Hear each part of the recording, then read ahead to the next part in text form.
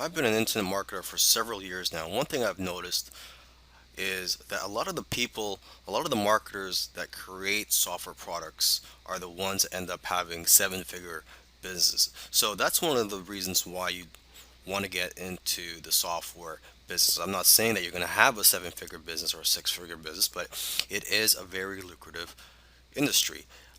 Software products, they have a higher perceived value than all other forms of digital products such as ebooks, video courses, audiobooks, etc.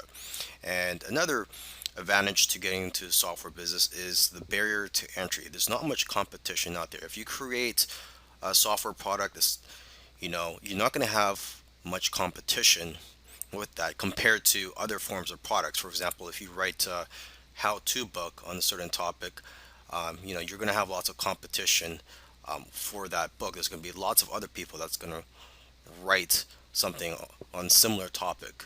Okay. Now, this course will cover the following topics. It's going to cover how to come up with ideas for your software product, how to come up with the features to include in your software product, how to find software programmers to create your software product, and how to manage your project. Coming up with ideas for your software. So before you create a software product, you need to know what it's going to bring to the table. You need to know what problems it's going to solve, because that's what what software tools do, is that they solve problems or potential problems. Okay, so first let's start with ourselves. Okay, do you have a problem in your business or personal life that can be solved with a software tool? Because let's face it, if you have a problem, I'm pretty sure there's going to be other people out there with similar problems as you. Okay, so your problem is not unique to yourself. You must also know your target audience that you plan to sell your software to. So basically, it comes down to two things. Okay, consumers have a particular problem that needs to be solved, and two, they are looking for something that will make their life easier.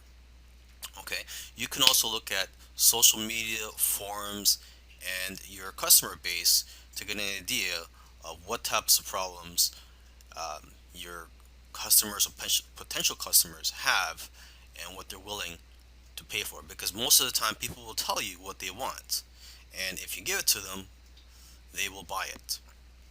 Okay, and oftentimes it's simply a matter of taking something that already exists and making it better, or expanding on the current software. So you got to ask yourself, what software out there has room for improvement? Okay, and you got to remember this: it's not about just creating and selling software products. There's a lot of money to be made in selling software products. Don't get me wrong, but it's also about knowing what software products to create. So that's why it's important to know your target audience and know what it's like to be in their shoes.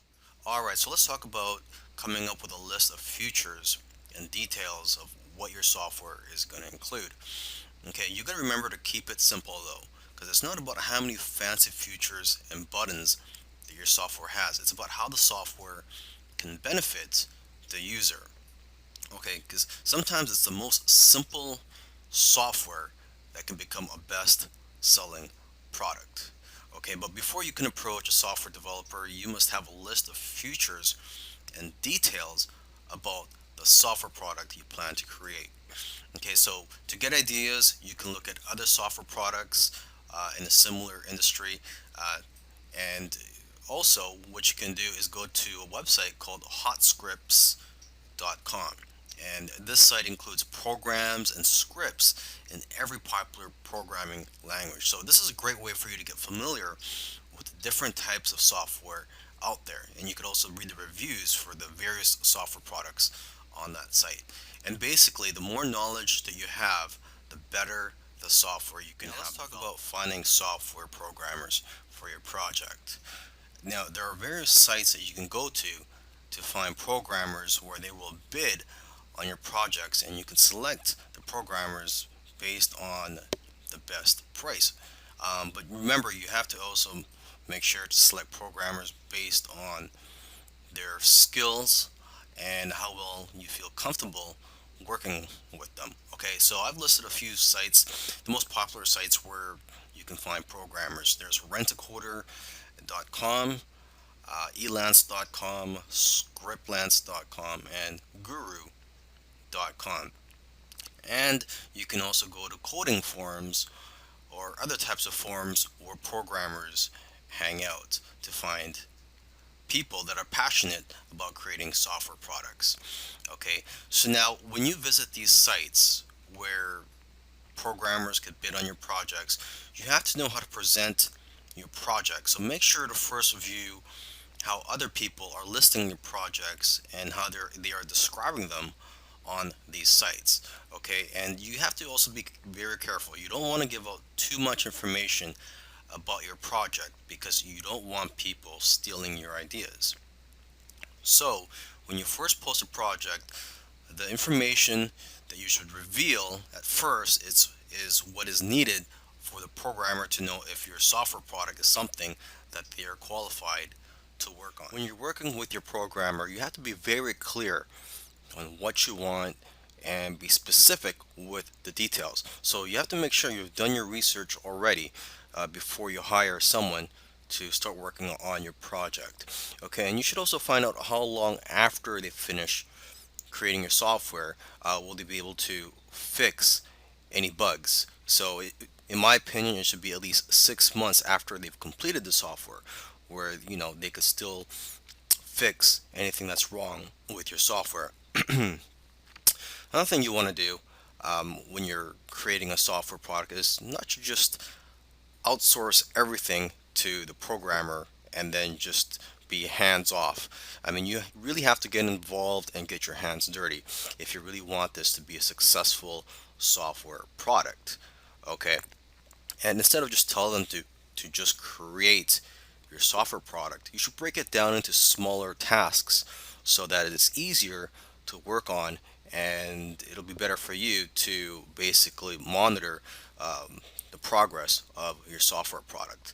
Okay, so for example, you can have weekly or bi-weekly tasks or goals for them to complete to make it easier for you to manage this project. Okay, and you could also encourage your programmers or coders by giving them bonuses for doing well on some of the tasks that you give them. Okay, and you also want to let your programmers know ahead of time what your budget is so they know what to expect. And so, with that being said, you shouldn't pay by the hour because it's hard to track the actual hours that they work, and that only encourages people to take their time on your project.